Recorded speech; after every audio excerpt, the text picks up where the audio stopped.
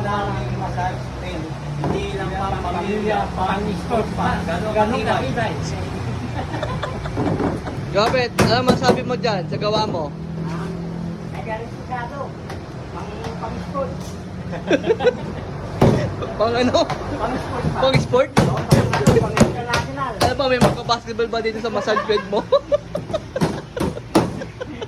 Ano, pwede bang whole court yan?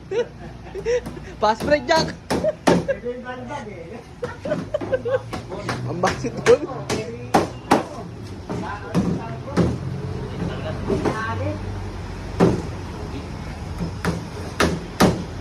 Tungtungan mo nga, Jack, kung gaano katibay. Sobrang tibay talaga. Tibay talaga ng baka yung gawa ko. Sobrang tigas.